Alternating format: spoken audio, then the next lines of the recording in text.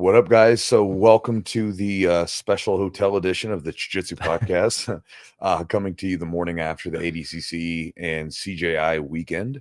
It was an incredible weekend of grappling. I think probably one of the most incredible weekends for grappling ever.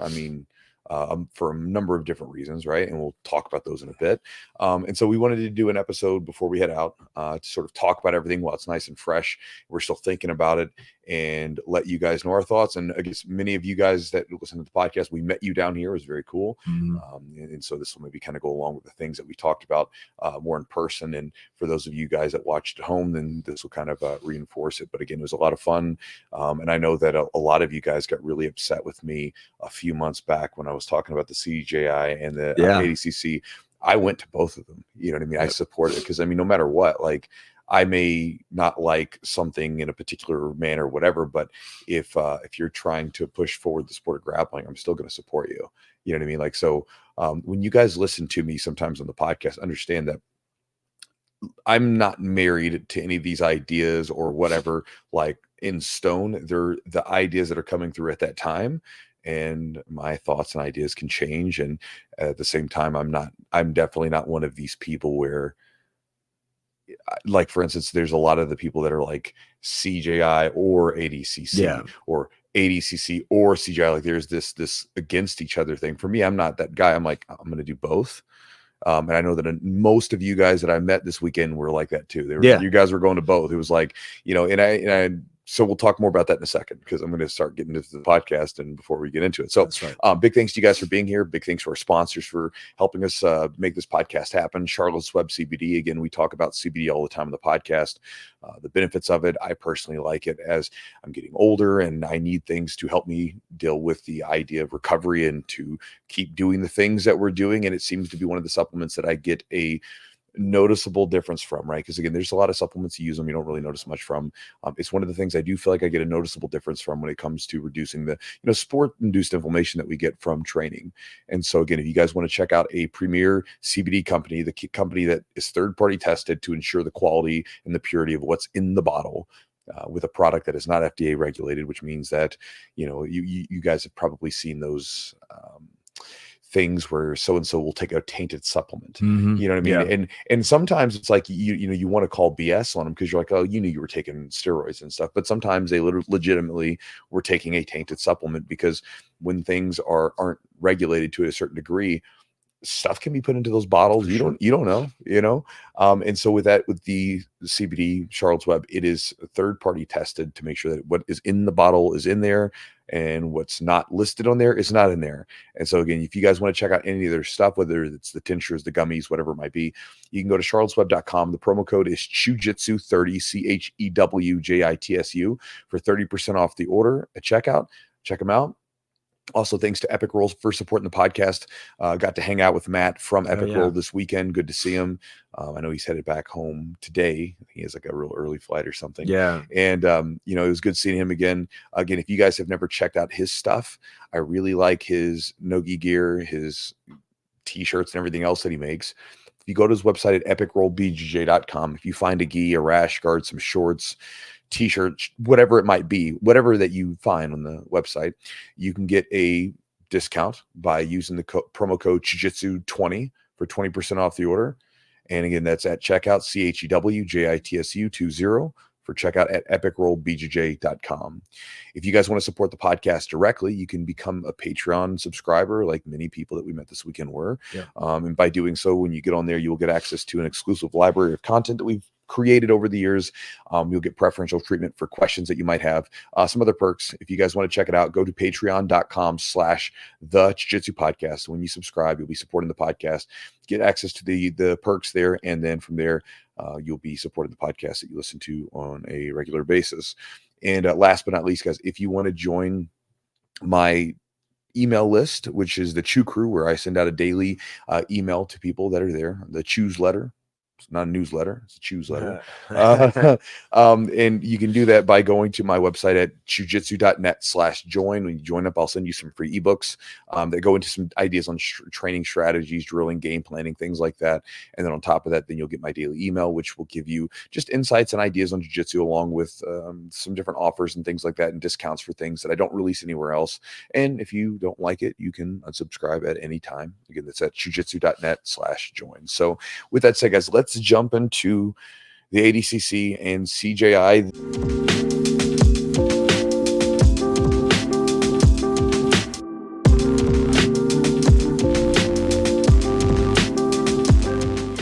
Again, it was a fun experience. We ended up going to both of them.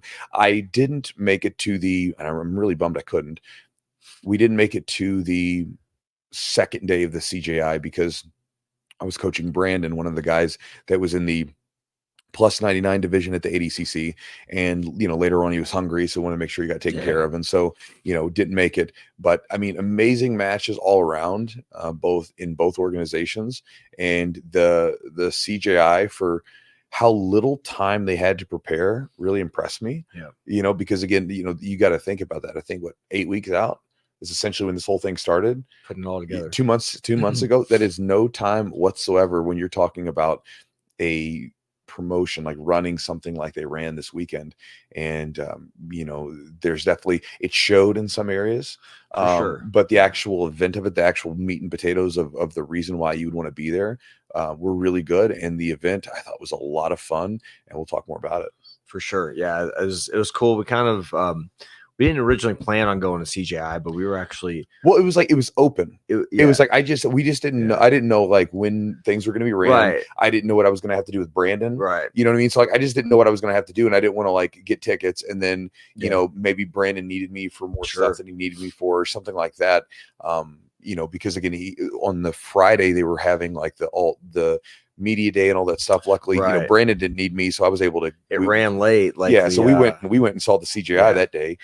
But had I needed to be there, then I wouldn't have been able to go. And we kind of originally we were thinking about it, and we actually started watching the stream on YouTube, and I was like, it seemed like the stream was really high quality. Everything looked like it just looked like a really cool environment. It had like 120,000, 130,000 people on it. Yeah. Like the day of, it's friggin' nuts. Yeah. So we went, started, going anywhere with Chewy at these events is kind of a fun experience, because we walked into the Thomas and Mack Center, and like Chewy literally gets tied up for like an hour. So I start kind of walking around, seeing some stuff, and then finally get to watch the mats. He gets to meet all kinds of people coming up to him right away. So it's kind of interesting to see that.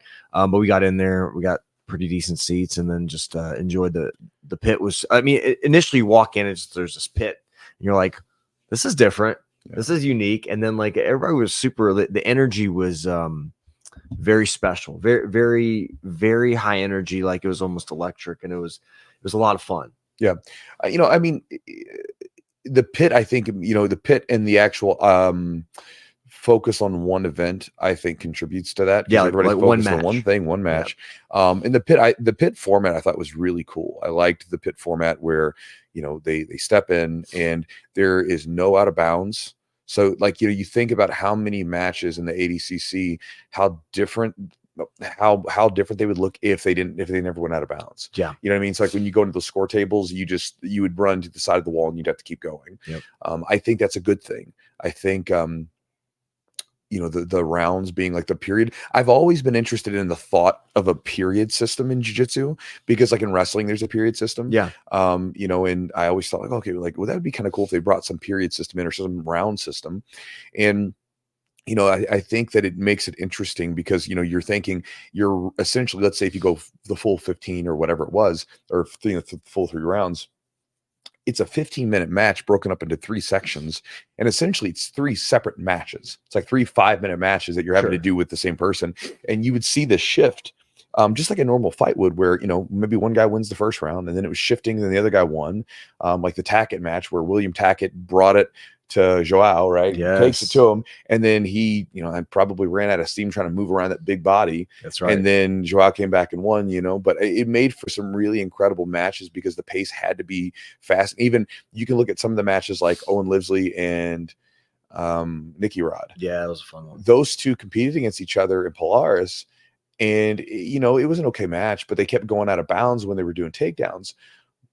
Nicky Rod ran him into the side of the wall and then like went after him. It's like, so it made for a really interesting format. And I think that the idea of trying to steal and I mean that in the best possible way, by the way, borrow maybe the rounds, sort of 10-9 round system, which I don't necessarily like, but I think that, people who are casual fight fans can look at that and go, oh, 10-9. That's easy to understand. Easy, boxing fans, yeah. MMA fans. Oh, I know what that is, right? Yeah. Although I guess one of the rubs about the CJI wasn't quite clear as far as the judging criteria. The scoring, it was a little bit like you saw like the Cade and Andrew Tackett.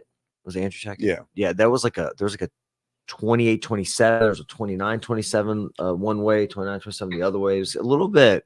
Well, and then there was like the Cade or the Tackett versus Nicky Ryan match, which I mean, friggin', Tackett's got a motor on him. Yeah.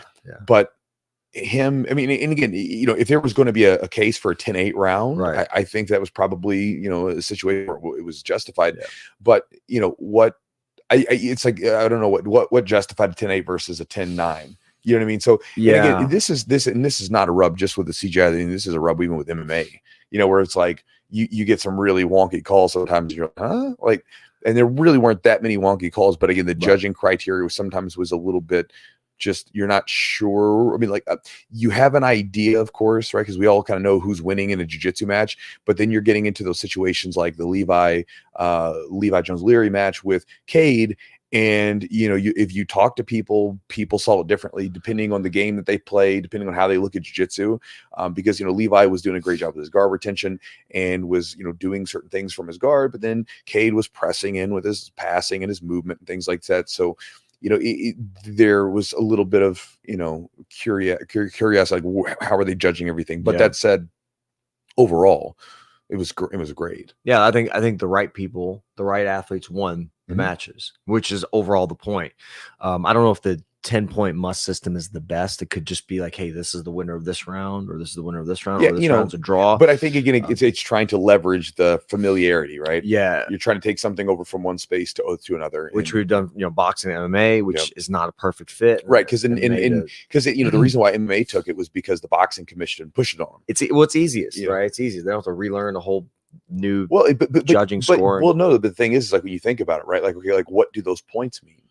Yeah. Okay, why is it like what's the difference between a 10-9 versus why don't we have a 5-point scoring system? Or it's basically the boxing was like, this is how we score things. So basically we're just going to have to do this because I mean, you got to think the UFC back in the day was in a very precarious position when they were trying to made it more mainstream. Right. And now we're just with it. And it's like, this is just how we score things. Yeah. But it was, I did like the live scoring. That was very cool. It was neat. But it was neat to know where they're at, and I think it helps the athletes know, like, hey, I'm down around. Step it up. Yep.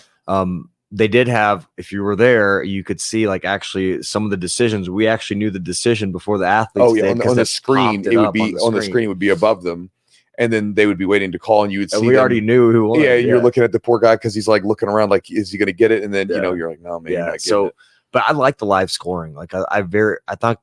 It's like, all right, I'm down. I got to go. So I think it brought a little bit more excitement, a little bit more kind of need to push the pace.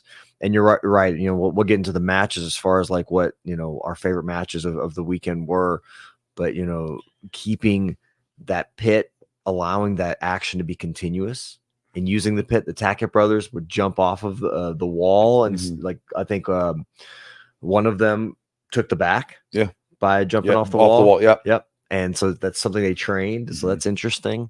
I think from a spectator standpoint, like if you were just going to, like, for instance, and we'll talk about these dynamics.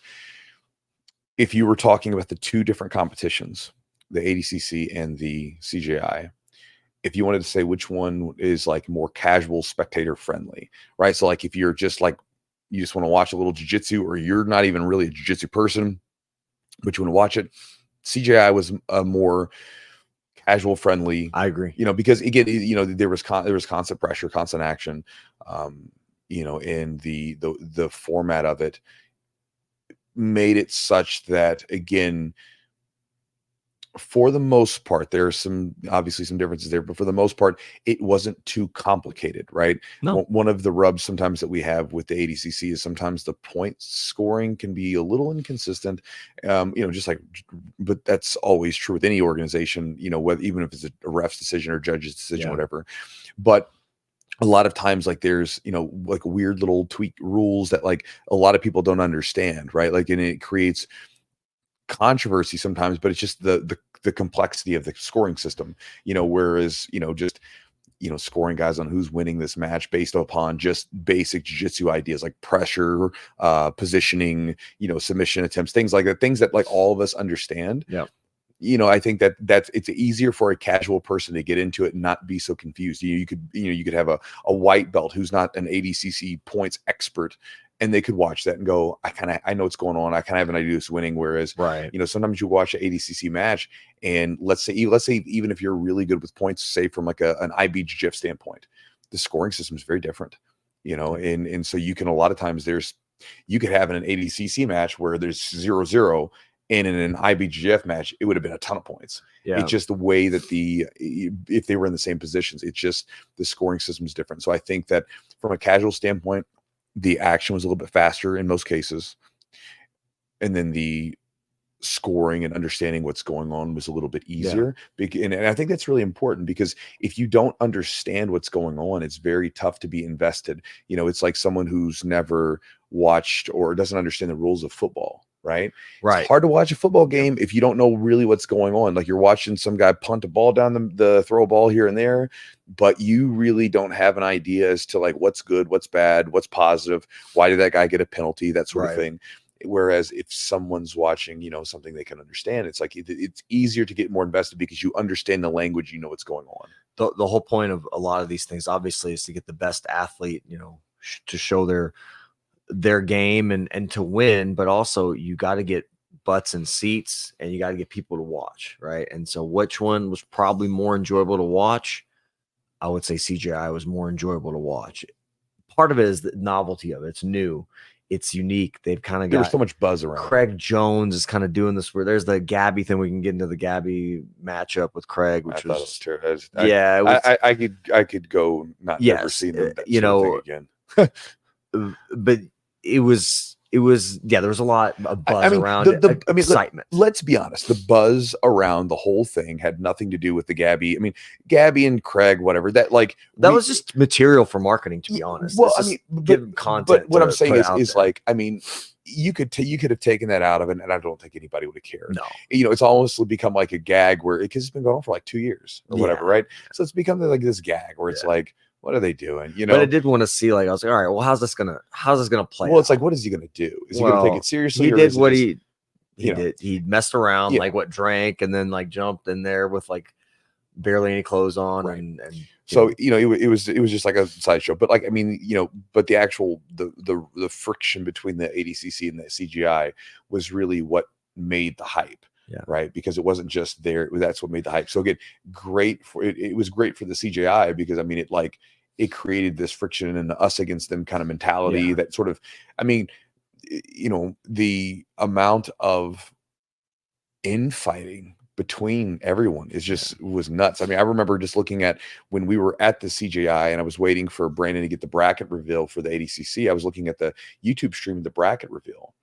And I'm just looking at it, seeing who's going. And it was just tons of like CJI trolls. Yep. Just like basically just jumping in and like talking crap and stuff. And I'm always surprised. I'm like, are you guys like maybe they're like kids? I'm gonna like give them the benefit of like you're probably like a kid that would be like talking crap to you like in a game if you played with them. But I'm like, but there's probably like grown people that are just jumping in and trolling. It's insane. But anyway, that's where the hype came from, was that friction. And then when you saw like the matches, the plus 80 the plus 80 kilo division was good. It was good.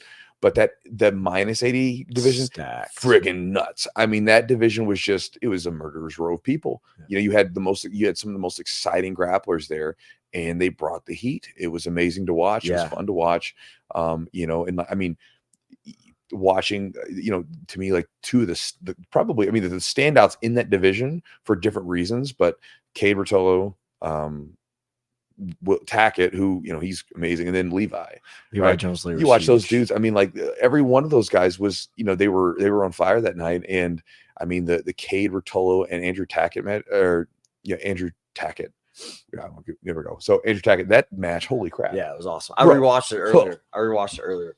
You get some notes. And then, I got some notes, but also I wanted to talk about like we had some surprises. Some of the big ones, like at CJI, was Lucas Kennard, right? Oh yeah, Lucas Kennard hit like dude. They hit that little ankle lock. Well, and again, it was like, when he was with Victor. Yeah, like huge. I mean, you're like, because a similar thing happened with Pedro Mourinho in the ADCC the next later on. It's like where he went against Ryan Aiken from 10th Planet down in Channel Applegate's guy, and you're like, did you take this guy lightly? Because it's like because Victor Hugo's good in the legs, sure, and he just looked like he just kind of came out there and was sleeping, and then like, I mean, that dude Lucas was tough, man. And it was funny because we were up there talking to people before the match had happened, and the guy was like from that same team over in Australia, right? And he's like, he goes, nobody knows who this guy is, but he's really tough, whatever. And there were a lot of standout sort of surprise. I don't want to say surprise, but very sort of dark horse performances, like in both organizations this weekend, where you were like, holy crap, like this guy who essentially came out of nowhere to the world was, basically the teammates weren't really surprised. Yeah. But like from the rest of the world, it's like, oh, who is this guy? Yeah. Yeah, it was fun. There's some other surprises for sure. I think, I mean, even like there's some, great matches. Here's the thing. We talked about this too.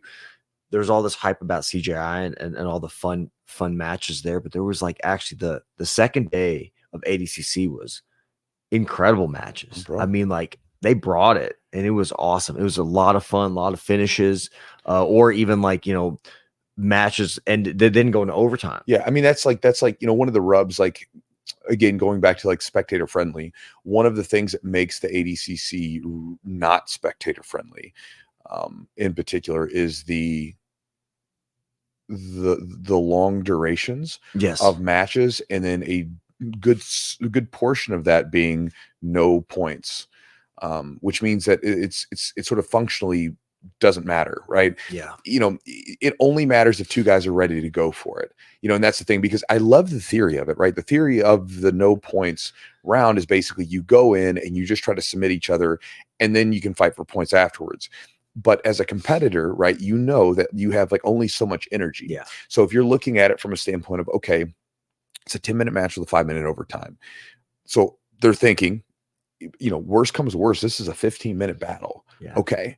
15 minutes. And then you have, let's say, 100 units of energy, right? Well, then you are trying to essentially, unless you get into a friggin' dogfight with your opponent, you're trying to sort of pace yourself to spread that energy over that course of time, because that if you go for it, right? If you go for it and go for the finish, then it increases your risk on the back end that you're not going to do well because you're going to burn out. And that's why it's always so, there's a level of courage and admiration goes to those guys where, if they go out of the gate, like, we're talking about like J-Rod and Bodoni in the second day, because all the men's finals matches, right? All of them were like they were either a finish or they were finished at the end of the round, at the end of the duration by points. Like they actually went for it. And that Bodoni and J-Rod match in particular, I mean, J-Rod, you always know he's going to bring it. Bodoni always brings it, but he had a great performance. Those two guys basically, J-Rod engaged and Bodoni engaged, and in the early part of the no points round, they were just fighting, like they were just going for a win, and it was a beautiful thing to watch. But to do that, like, that's impressive, because you have to, like, there's a level of admiration goes to J-Rod, because that means like you're like, I'm trying to finish you, I'm not trying to play this game. Yep. And so I think it was a lot of fun to watch. And like I said, there was good matches, but I think that the ADCC, like, again, very important matches, right? It's just a different sort of thing.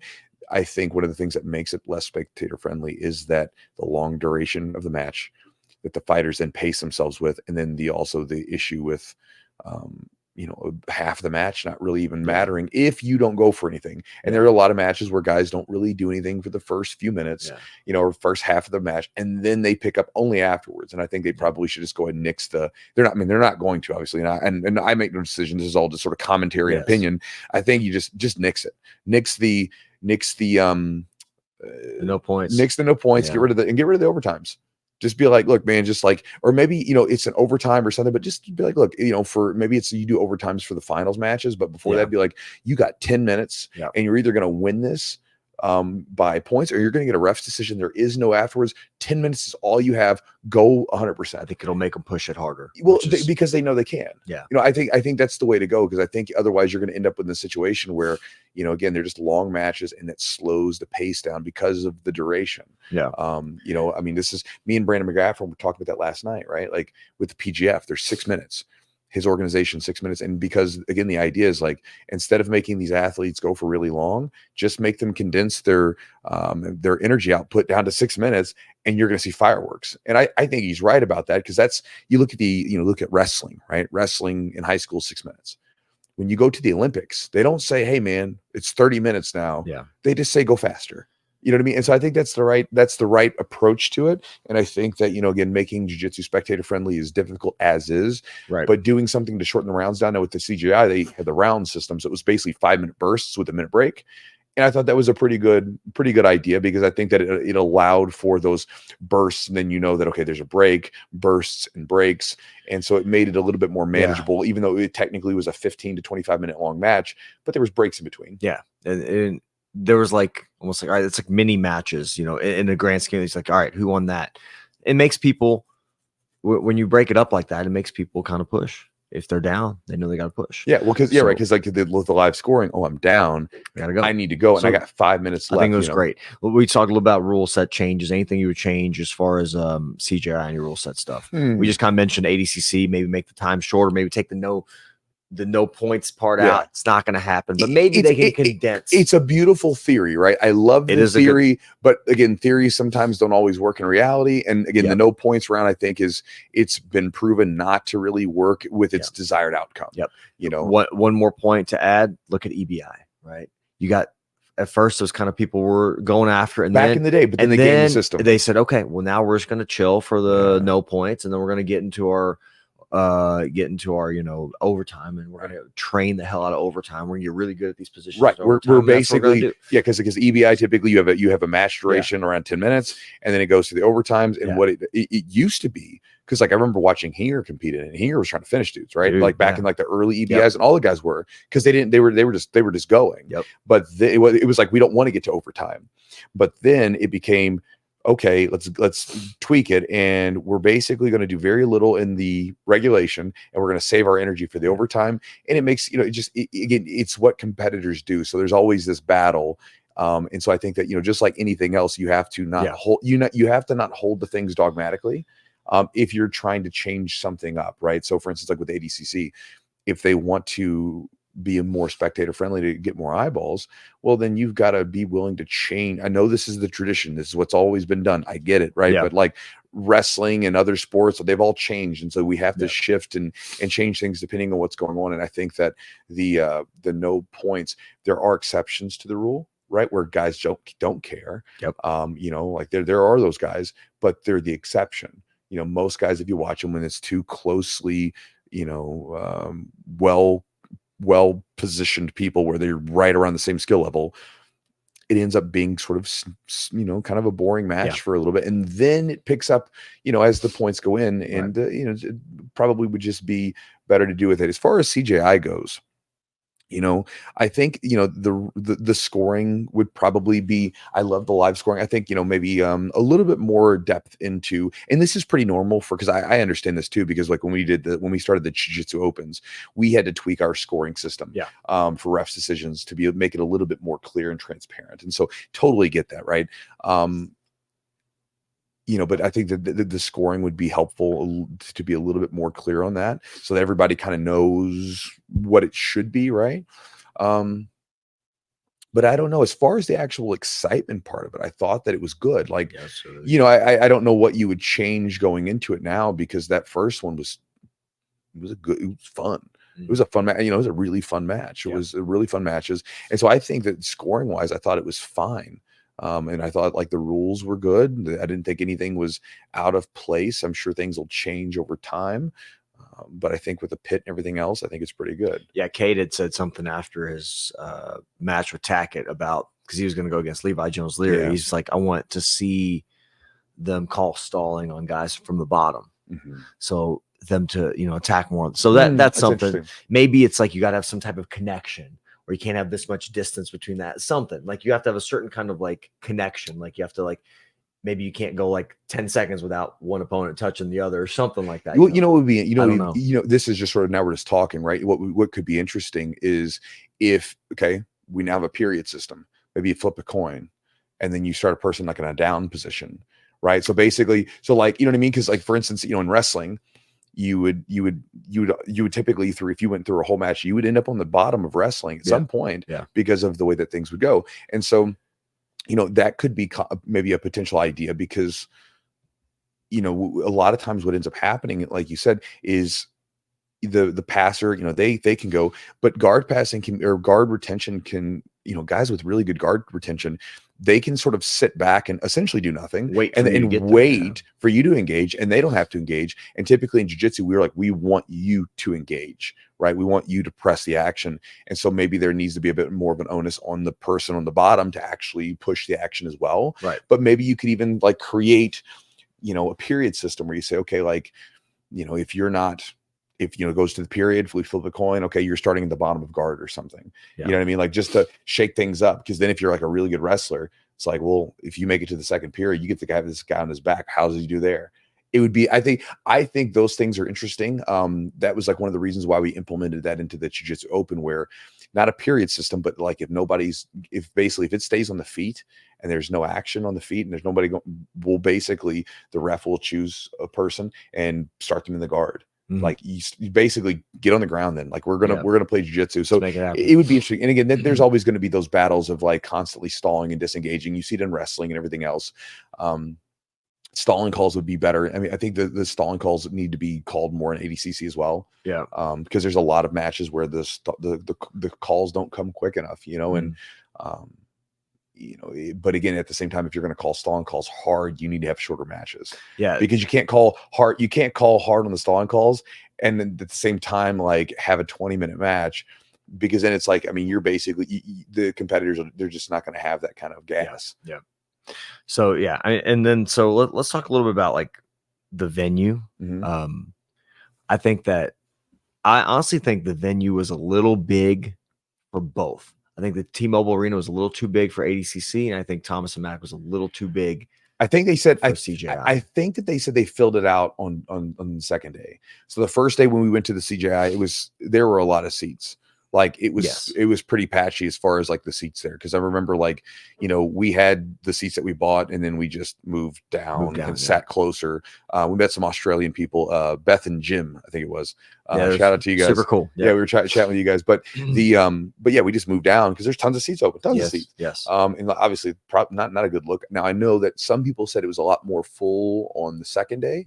And so we didn't see that. And so that was a thing, but you know, you also got to think like the short time. You know, it's hard to fill a venue when you're talking about like 8 weeks. Cause I mean, it's hard. I mean, coming out to Vegas, that's tough to make that trip that short notice for most people. And then on top of the vendors, I remember the vendors that I was looking around, it was like the ADCC in 2022. I mean, the vendor area was like, I mean, you were walking through like, it was like an expo. They had a whole vendors area. It was an expo. Like, it was huge. Yes. You know, it was massive. And then like this one, I mean, maybe there was something I missed, but basically it was just a couple of tables. And I mean, it was like, it was pretty sparse. I mean, I remember like one of the vendors, right? It was like, they just had some packets of stuff laying there and there wasn't even a dude there, just had like a little sign and, you know, you're on the honor system, take a couple. But, and again, that's because of logistical issues. Cause I mean, think you got 8 weeks and you've got to like go and get, you know, thousands of pounds of product across the country. That's pretty tough to do. But I think, you know, going back to it, like I think with more time, CJ would pack the freaking house. And the things they focused on, they did with like the production.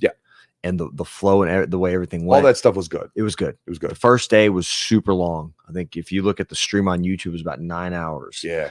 Second day was like maybe like 5 or 6. It was very much more condensed. Obviously, not as many matches. It was very exciting on the second day.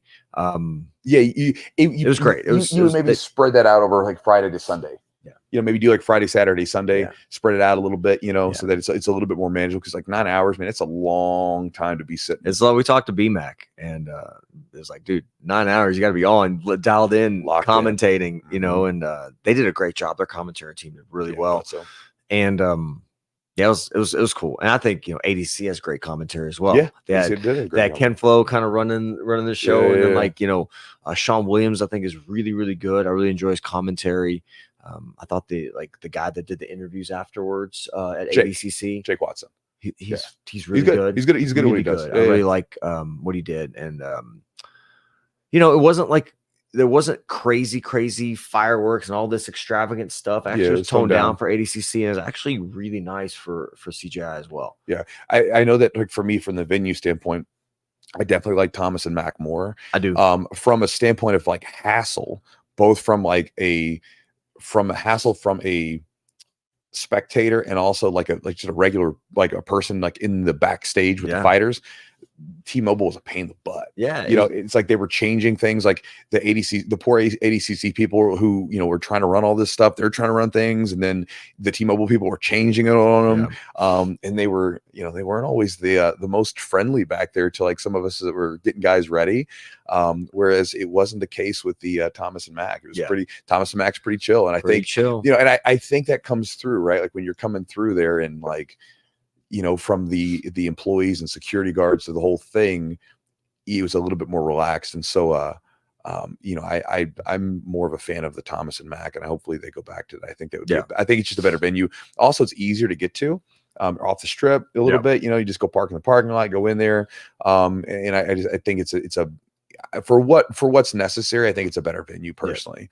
I liked it more. And like you said, you know, the T-Mobile might just be a little too big too, but it's also just not necessary. And also the way that they had the mat set up with the CJI, it doesn't seem like that big of a deal, but you know, you were like kind of pressed in. It's nice. So like you had the big pit, and then like you're like, if you were in those seats, you're kind of like right over top of it. You're not very far away. And so it was almost felt like in watching the guys when you jump into it, almost made me feel like you were in like the Lionheart movie where the dudes jump. If you guys know, with Jean-Claude Van Damme. Like where these guys jump in and battle out in the pit, because you know they'd be standing there and they would just jump into the pit and go, and then everybody's over top of it. It definitely had more of a you know, like a kind of a party like atmosphere, kind of like a little bit closer niche.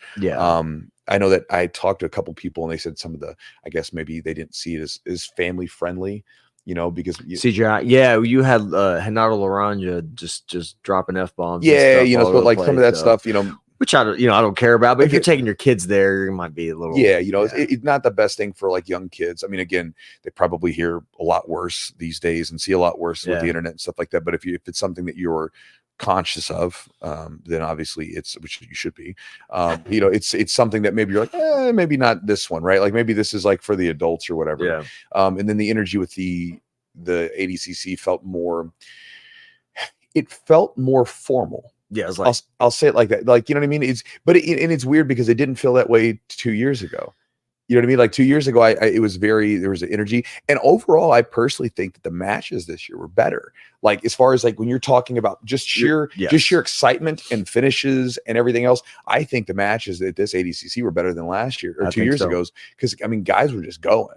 I mean, there was a lot of really good finishes, lots of upsets. Yes. There were lots of like people like standing up on their feet screaming, like when Pixley. You know, that was so much fun. We went nuts. I think I almost lost my voice. Oh, bro! When Pixley Darst Marigali. Yeah, it was. You know, for a lot of us, we had Pixley on the podcast maybe a couple months ago, and like for us, we weren't surprised. Yeah, we're like, we knew good. We knew how good he was, and just give him the right opportunity, the right position, he's going to take advantage of it. And he dominated that match too, by the way. Yeah, you know, and I heard some people talk about they didn't like that he was disengaging a lot on the feet or on top and stuff.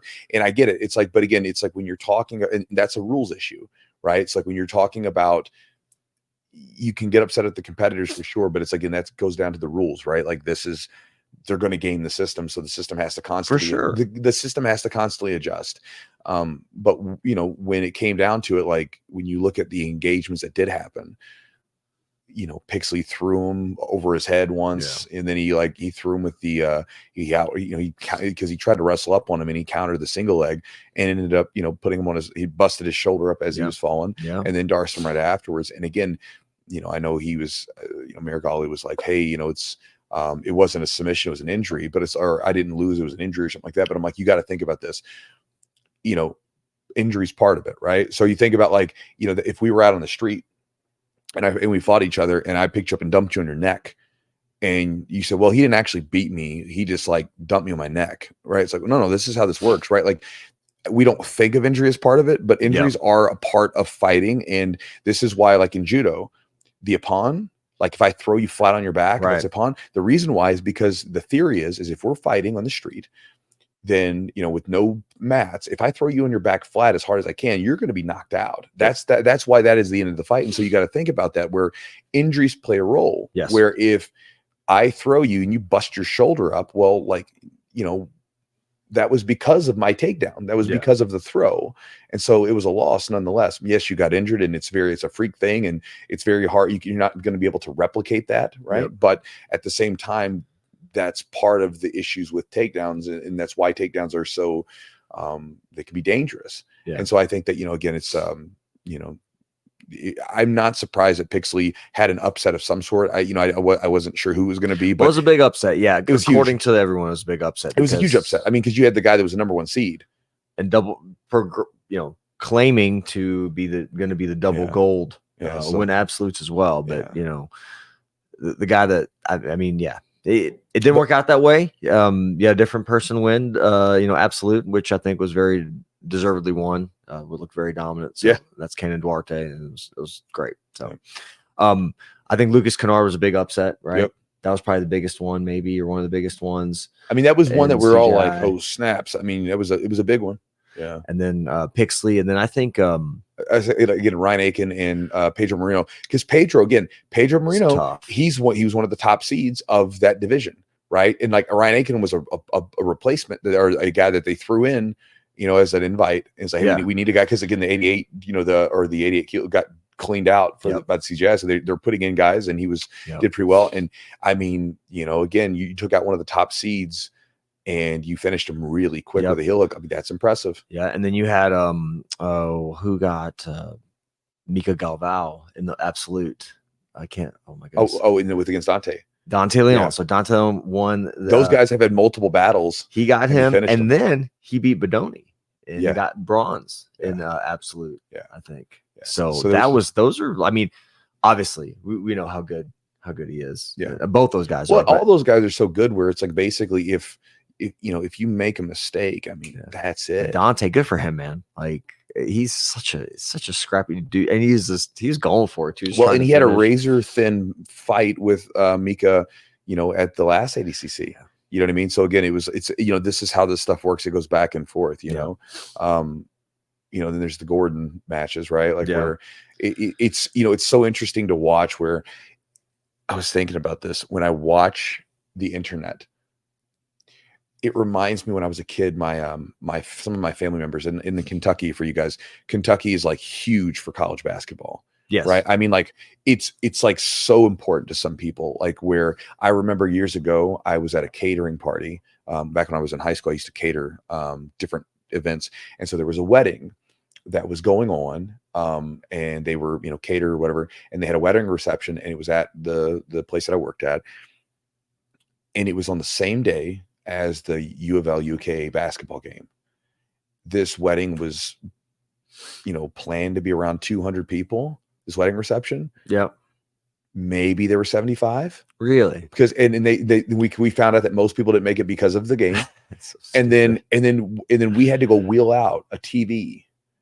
Like, because you know, again, this is like 2004. So like, there are no, like, people don't have smartphones. So like we wheel out a TV into the room, and then instead of dancing and partying, everybody's just sitting around watching the game. I was like, this is the lamest wedding ever. It's like, it's like, man, like it surprised me. Anyway, my family back in the day, I remember my uncle and my grandfather, God bless, like when they would have, there would be the UK U of L football game, and then there would be the basketball game. And they were like sort of family functions that were then usually afterwards, like Thanksgiving and things like that. So it would always be something where they each had shirts that they would wear. So they're opposing teams. They're like opposing teams. Yeah. One like UK, one like U of L. And so like, I remember it was like, Christmas time or something. It was like, UK had beat him at something. And then, they come in with this shirt that's got this wildcat with like feathers hanging out of his mouth, and, they would argue about the basketball games, and you'd see them get like super heated about it. Yeah. And I always found it odd. You know what I mean? Because I'm like, what? Who cares? And so with that, like some of this stuff too has happened with like the CJI and the ADCC. I'm like, it's fine to have an opinion, of course, right? Like you can have an opinion, but it's like a whole nother thing where it's like this angry vitriol coming from both sides. And then with Gordon, again, and I understand with like some of these guys where they have these online personas, for instance, I've interacted with Gordon a couple times in person. It's always been very nice. Sure. I've seen him interact with people a lot in person. Yeah, we saw him at the hotel, like just chilling, taking pictures. Yeah, generally, I've never seen him have like he's always generally very, very nice. Like not even like just kind of nice, like super nice. But his online persona is like this, like whatever. And so I have him like, I don't know if I follow him or not, but I have him turned off. I don't want to see it because actually, like, I like watching him grapple. You like the person that you see, not the online. That's right. Like, and this is with a lot of guys. Like, actually, like with Craig, I turned Craig stuff off a long time ago because I actually like Craig, but then it was like this weird, like it was always doing these weird antics in Thailand, and hey, it's me and lady boys or whatever. I'm like, I kind of just like watching you do jiu-jitsu, and I hope that this tournament works out. You know what I mean? Like, so I'm going to turn you off, So I do that a lot, but it's so interesting to see like where, Gordon's losing a step. Oh, he's done. He's washed up, and I think that, thinking about the Felipe match, right? People don't think about how good Felipe really is, right? Because again, when you saw Gordon go against him like a couple times, Gordon just, trashed him, right? It wasn't close. But people forget that Felipe is, when he's on, because everybody has bad performances sometimes. But if you look at his career overall, I mean, consistently one of the best dudes of his era. He's so good. Yeah. And people don't respect it enough because, there's guys like Nicky Rod and Gordon who are they're up above him right now. I'd say probably. Well, I mean, 2 years ago, Nicky Rod beat him in the finals, and then Gordon, last time he beat him, just beat him, right? But he's really good, and when he's on, he's really, really good. And so it's one of those things where, when Gordon, he had a tough time with Felipe as it looked. And so people, I think, were like, oh, Gordon's washed up. It's like, well, maybe not. Maybe just, you got to give credit to where it's due. It's like, maybe this guy's he's coming back up a little bit, and he's improving, right? It's, it's something to think about, even from a standpoint of like when we're training in the gym, right? So often people will say, well, I'm beating this guy, right? And then when you're training, and then people will say, well, then this guy beats me tomorrow. And then you're thinking, man, am I getting worse? Well, maybe, but more than likely, this guy's probably getting better too. Everybody's not, there's no, it doesn't say stagnant, right? Everything's constantly moving, right? And so of course, like, guys are going to improve, and so I think that, Felipe is really good. I think people don't appreciate that as much as they should, as far as grappling goes, because of like the online antics that go on, or his performances against Gordon. Because when you look at when he goes against almost everybody else, usually very dominant performance. You generally pretty good, not always, but again, when he's on, he's on. Yeah, I think that when they had their previous match, it was around maybe the time Leandro Lowe passed away. I think they had another one afterwards. Yeah, and but he also, I think, had some personal stuff going on. He's been training at Atos, and look what Atos did at ADCC. Look at Atos did at CJI, right? You got Rutolo, Cade winning, right? I mean, like, well, and that was another one. I remember seeing like a while ago, people were like, Atos is on the downhill, dude. They're and absolutely not. But it goes back to I'm sorry, I got off track, but basically it goes back to the team thing. These people are so like angry. It's like, they're like my uncle and grandfather grumbling about team sports. Yeah. And it's like their team thing. The old thing's a big team thing, and when your guys, when you're the opposing team or person that you don't like is losing, you're ready to just talk mad crap about them, and then when yours is when you want to say good stuff, whatever. But again, it's like, I find it so bizarre. You know what I mean? I know many of you guys do too, because I talk to you like in person at the at the events. Yeah. And you're like, thanks for not diving into the muck of the internet. Because I mean, again, a lot of, and you got to understand what a lot of it is, by the way. A lot of it is just simply like people want your attention, right? And again, we're all battling this big game for attention. And so a lot of times these online antics are created, sometimes from a standpoint of like just completely fabricated, because we're just like, we want your attention. They want your attention, and it's a marketing thing. And so again, but from that standpoint, I'm like, I just, again, I don't know what else to say about it, but I just find it bizarre how people get so attached to that and they're ready to like hate on someone. And like, let's say that, someone was in fact going through something really terrible and they were having really big health issues. That's something to celebrate. Like, again, It's not, what I mean? It's like, whatever. So like, I don't know. It's a big mess. A lot of factors go into it. Like, but again, I understand why people do it, because I know Gordon talks mad trash on the internet. And so, you just like Marigali, people are just trashing Marigali, right? I mean, like I'm granted Pixley. I love that Pixley one because I'm like a big Pixley fan, right? It just am. But I thought it was just looking all the Marigali posts, and it's because of his persona that he puts on, right? Like, and I don't know him in person. He might be the exact same way. I don't know, but online he puts on this persona. So as soon as it creates this, like, it's like basically a thing of kindling, just waiting to catch fire.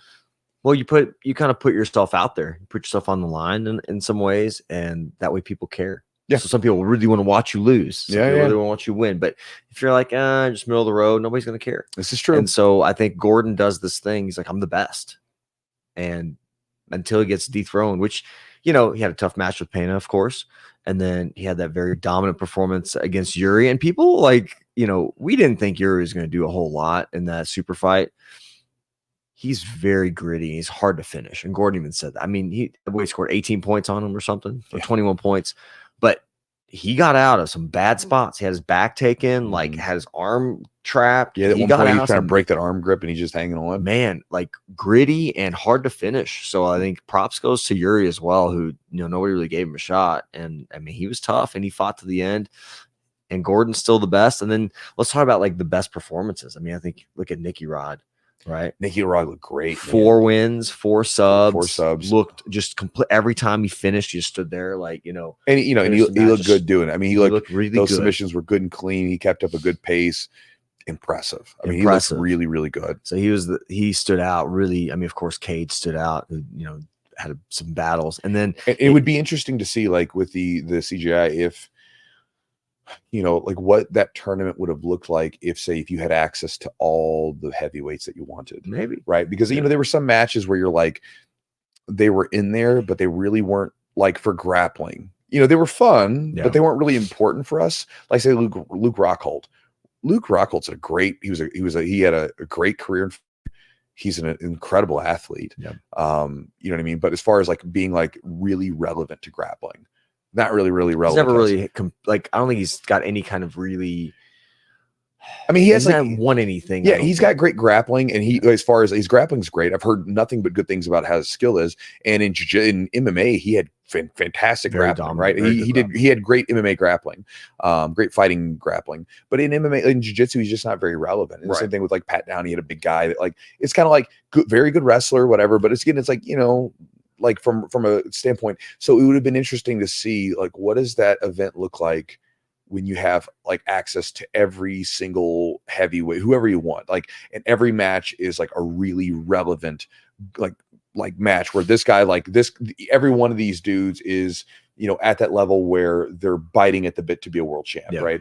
Cause at the 88 division, you had a lot of those guys that were, I mean, that were basically like they were guys from the ADCC. They were like, we're trying to win that money, right? And they came over 80, well, the under 80, they came over, right? And they were like just a ton of like guys that were basically at that high level.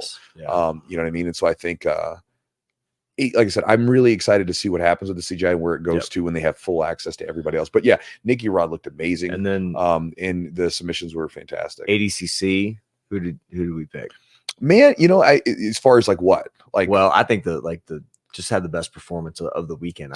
I think Kanan had the best performance. If you're going to look at it like Kanan, you would have to say, I mean, as far as performance, like at it, how it ended. Yeah. I mean, like he submitted a ton, like how many submissions did he have? I think he had 7 out of 8 matches. He won his division, which is under 99. One double gold. And then won absolute. Yeah. And so set up a good match against maybe potentially him and Gordon. And they haven't gone with each other in a gone? long time. Well, I years don't know ago. if they've ever gone. Yeah, they have. Nogi Pans. Okay. Nogi Pans, I think it was 2018, I think they went. And Gordon, totally different athletes now. Gordon beat him back then, but it would be interesting to see what they do now, right? 100%. And Kanan's one of those guys where like Kanan, like he's one of my favorite grapplers because one, his game's fairly, I mean, and I don't want to say this in a negative way, it's fairly simplistic, right? Like it's like you can look at it and it's a pretty like clear game. And he does such a good job of shutting down guards with pressure, right? So like a lot of times people, a lot of guys are like using that like outside passing, like bouncing in and out. He gets in and he's like right in the pocket. Like he went against Craig back in 2022 and racked up a huge spread of points. And he's like basically engaging right in front of him. So he's not running away from you. He's right on you. Similar to Gordon, but different, right? Gordon does a lot of chest to chest. His is a little different. But passing's great. But at the same time, he hasn't had to use it as much, but his bottom game is really good. Like when Nicky Rod was first coming in, Nicky Rod was just obliterating everybody, like just running through him, out wrestling and then being such a stud athlete. And then he got against Kanan and Kanan was able to work from his bottom or whatever. Obviously that match would look very different now because those two guys are very different than what they were back then. But I think Kanan was probably the standout. And also too, man, I think J-Rod. J-Rod just looked great. I mean, he just killed it, man. He just looked friggin' great, man. He went to get some tough guys, and his pace was good. He was going after it, and so exciting to watch. I mean, it's fun to watch. It's like one of those guys where in the J-Rod's pretty much his matches are almost always like this. If J-Rod's out there, like it's going to be a good match. Yeah. You just know, right? Like, and sometimes he has bad performances. Sure. Like he didn't do very well trials. Yeah. Like you would expect him, and then he friggin' showed up. You know what I mean? I mean, so that's to me, that's a big deal, right? Because he was one of those guys where he got in, and he didn't win trials, but man, he friggin' showed up come day of the competition, and he looked amazing. And he got silver. Yeah. So, Adele was awesome too. Fornerino, yeah. She's 55 kilogram. Yeah, she's a small lady, and she won the absolute. She beat the winner of the upper weight class to win. Yeah, Bia. She would be Yeah, she beat Bia. That was awesome. I'm saying like when she was going into she beat the winner of the heavyweight class. That's right. She caught her in a leg lock in order to progress. She's a stud, man. Wow. I watched her at one of the Who's Number One events a few months back, and I remember I was like I don't know what it is. Like I don't know exactly what it is sometimes, but like sometimes if you watch someone, at least I do, if I watch someone, I'm like, yep, they've got something. Like I remember, I did it with Amy Campo last time. I remember like telling you, I was like, hey, I watched this woman at trials.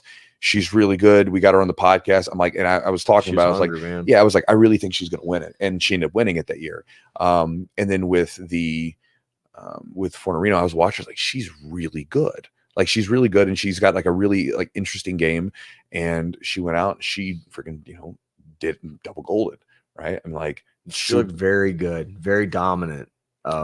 Almost finished Bia. Yeah, almost finished her. Bia's tough, man. Bia's a legend in like in grappling. Yeah, so it was awesome. What about like matches moving forward? What do you think? Like I was taking some notes and like moving forward. I thought I think Gordon against Kanan, which is probably more plausible, more likely, and then maybe Gordon versus Nicky Rod. That would be another one to see. Yeah, it'd be interesting. It's because again, who knows how much has changed? Because again, Gordon's beaten Nicky Rod. It's like, but how much has changed in the last year or two, right? Yeah. Like, because things change. Gordon's been, having stomach issues still. And you got to think like the guy has had stomach issues, hasn't been able to train, maybe competed once before the Worlds, ADCC Worlds. And I mean, because like I saw Gordon back at the trials, and you could tell he'd lost a little bit of size, like weight wise, and so like, you just weren't sure what was going to happen when he showed up, and I talked to some guys and they said he's having trouble. So, you just don't know what's going on behind the scenes. And this is true for everybody, right? Because it's like, like guys like Felipe talked about going through some stuff. Yeah. I know that Adam Bradley was pretty outspoken about like, if you have mental health, like, like basically be like get help and stuff, like, which is good. Sure. Right. I think it's a good thing. It's like, fighters, like we see them when they're competing, but a lot of times there's so much going on behind the scenes with injuries, with like life and everything else they're dealing with. And they're trying to deal with the enormous pressure of going out on this stage and, trying to compete against other people. As far as matches go though, I mean, Kanan and Gordon, that's like the match to make in 2 years. Sure. Nicky Rod and Gordon it'd be an interesting match to Maybe have. they'll get them. They got to figure out there's guys linked to certain promotions now. Like they're on this side of the fence. So like, let's not make it like boxing. Boxing. It's like, well, these guys don't fight these guys, and then you want to see the best grapplers, and it's going to end up being like WCW and WWF or something. I hope not. I hope they just like, hey man, we're gonna because Nicky Rod was like, I've got $1 million. Gordon, put up your $1 million. Let's go. Let's see. And winner takes all. I mean, it's exciting. The stakes are high. I think like Gordon's definitely to be the best, as long as he's been the best, and to keep that, it's tough. It's tough. It's tough. So I think eventually, obviously, everybody is gonna, unless you're like Cyborg or you never like Cyborg's like 43, just still winning bronze and stuff. Yeah, but he's not winning. He's not winning gold. I was right? thinking just how long is his longevity? How long is that going to last? Him and Wagner both. I know 42 and 43. I mean, Wagner. I think the first time Wagner made it to the World Championships was like 2009. I know. We're like, God bless, we're 15 years later. I mean, that's really impressive. Rafael Lovato Jr. Lovato's like 41, looked great. I just think like just longevity wise, like, but Gordon's game is a game that you can play in your 40s. That kind of now it is like before he was like going leg locks and doing all kinds of stuff. Now he's just this pressure, just kind of grindy, pressure, everything else. Yeah, and that's a game I think you can play into your 40s as you get older. Those games like Nicky Rod plays, like he's very aggressive, dynamic, a lot of movement. He's and to go back to Lovato for a second, right? There's a guy where I don't know, I don't have the stats with me, but I think this is his best placing at the ADCC ever, right? Like, he did really well, and he went against some tough dudes along the way, and it's like, man, it's impressive. It's like you get your best, and again, there's this thing where,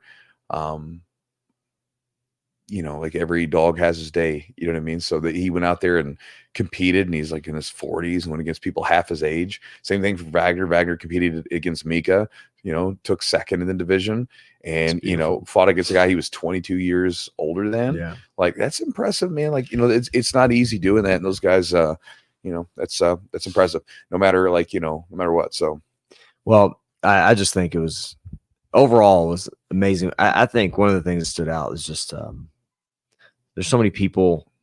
It was just just seeing it at the hotel, just seeing all these jiu-jitsu, all these ears, all these people with ears just walking around. We get stopped at the elevator a couple times, like, is there a jiu-jitsu thing going on? Or like, yeah. Well, and there was a woman that like stopped me at one of the places I was getting some food at the other day when I was out, and she said, are you like a fighter or something? I was like, do jiu-jitsu. Like, why do you ask? She's like, I've just seen all these people with that ear that you have, whatever. And I had to sort of fill her in with it. So, because you think like there's thousands of people coming to these competitions and again, the way it works with jiu-jitsu is, we're all training. So we're all, it's not like basketball where you don't even do basketball, but you watch it religiously. You go to all the games. It's like everybody in the stands trains. 99%. Probably. The only people that don't train are like maybe because a lot of them do, but some of the significant others of the people that came with them.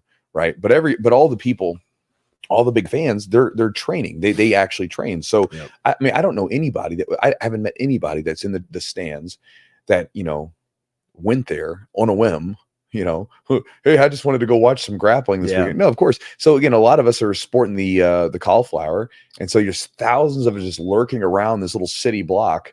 It was so cool, man. It was so cool, and everybody was just, people were just really nice. Everybody was really nice. Like, hey, where are you from? Just chatting it up. Yeah, we're all in the same cult. It was a very cool experience. Like, I think if you're, I said this 2 years ago. I'm like, if you're someone that just wants to experience like some really unique grappling and just being in an environment where it's just all about jiu-jitsu and it was fun. It was fun. It was fun meeting a lot of you guys. Like, oh, we love the podcast, so we appreciate that very much. And it was fun. It was an enjoyable experience. It's good to see some old friends, meet some new ones. And what do you think? What'd you take away from the weekend? Well, so one thing I wanted to bring up before we round this out is one of the things that I saw the ADCC did really well, and I think this is going to be like kind of a future long play, right? Because like if you're talking about building a business that can potentially sustain itself someday, because right now neither one of these organizations can sustain themselves. They're basically backed by, you know, rich people money. You know? I mean, it just is what it is, right? It's like, you know, like I don't know what the numbers are, but like, you know, they're eating costs, you know, and there can be a strategic long-term play to do that, you know, but the ADCC's never been profitable. You know what I mean? So it's like, you know, even back when they were doing it in like a friggin' like high school gym kind of thing, right? Like it's never been profitable. So, you know, maybe that is coming down the road, hopefully. But one of the things that the ADCC did that probably isn't going to get talked about is the level of effort that went into their kids events and their opens. So the open like the open that they did was, you know, it was pretty big, but that kids event, bro, like they had the kids youth championships. And so basically they had these kids who had been competing with them for the last year. They've been going to all the tournaments, right? All the opens, winning, racking up points or whatever. And then they get put into a championship against like, so cool. Like it'd be these four person brackets.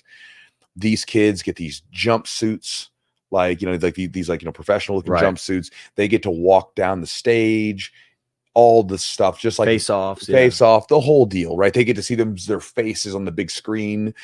And that's something where, you know, and there's this army of parents back there who were supporting all this, right? And so, and then you think those kids are going to grow up, and where are they going to go? You know, where are they going to compete? Where they've been competing before, right? So I think that obviously that's like a 5 to 10 year play, right? But I think it's important because, you know, again, those kids are already getting in on it, and if you can create a growing, prestigious tournament that people can enter, that's going to be a big deal. And so I think that that's something that long term will become very important with those kids and stuff like that. It probably won't get much play this weekend because most people don't really care. It wasn't on a YouTube stream, whatever. But like the number of kids that were there, both in the open and in the championships, the number of parents that literally are taking their kids around the country to compete every weekend, and the level of what they did to present those kids off as champions is something that like kids are going to want to do that. They're like, I want that. So I'm going to go for that, you know? And so I think that you're going to attract a lot of people who want to, you know, go for that.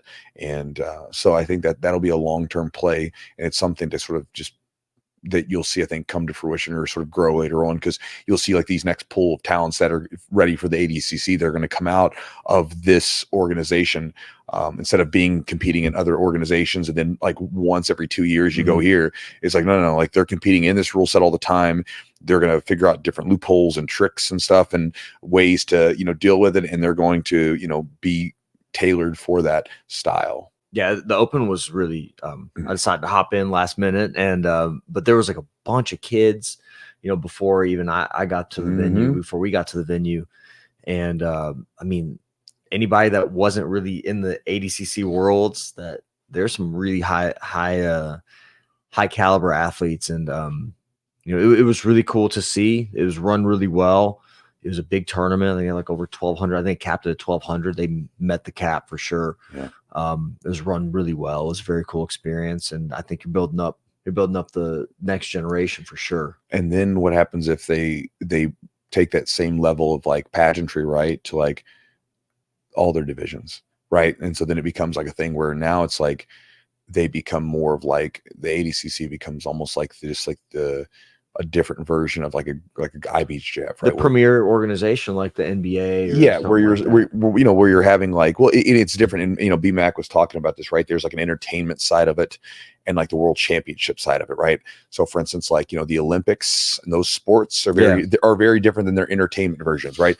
You know, Olympic basketball is very different from NBA, you know? And so again, you know, maybe that's where like CJI becomes the entertainment side of it, you know, or one facet of the entertainment side of it, where like it's more of the spectator thing. And then the world championships, they have their role to play.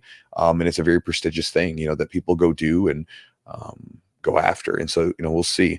But, you know, overall, as far as the whole event, I think it was great. I hope that both organizations can continue to pump out. I hope that CJI will be able to happen again, and they'll have a longer lead up, so they can really like just hit it and just crank and, you know, fill up whatever divisions they're going to do with like as many like amazing people as they can, and then also be able to provide like a really incredible experience once people are there, with all kinds of different stuff, all kinds of options. Because when you have time to plan, there's a lot of things that can be done.